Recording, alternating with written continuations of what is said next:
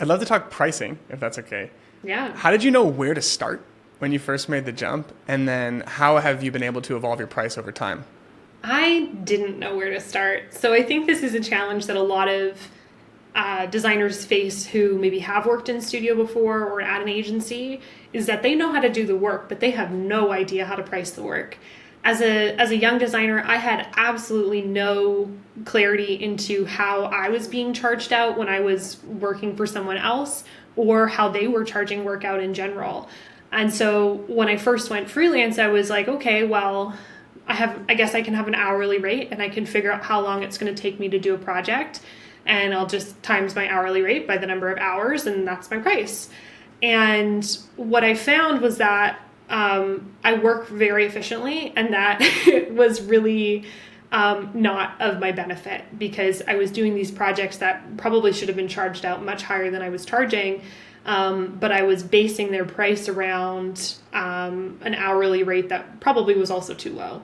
So in that first year, I think what I did and how I approached pricing was that every project I did, I raised my price, particularly within that first year. I still do that now, but to a lesser extent, because I feel like there is kind of this growth curve of like you can increase your prices very, very rapidly, and then there is like kind of a ceiling that, like there's a max price that someone's going to pay for a solo freelancer for most things. But in that first year, trying to figure out like what that curve was a huge challenge.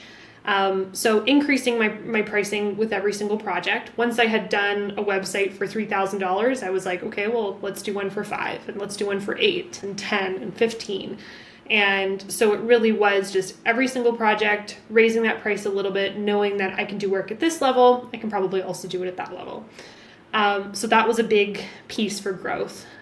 Something that kind of tripped me up in that was that once I started building sites for folks, there was some clients who wanted to keep working with me on a monthly basis. And so I had set up a couple retainers for clients. And what I found that, like I do retainers now and they're perfectly fine.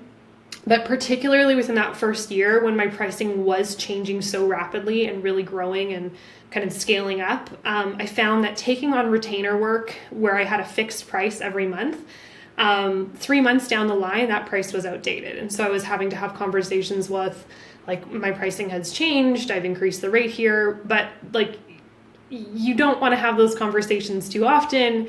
And for me, they were really kind of like a point of stress. And so I found that kind of retainer work that I was doing in the first year ended up being a blocker to me taking on more growth at higher rates.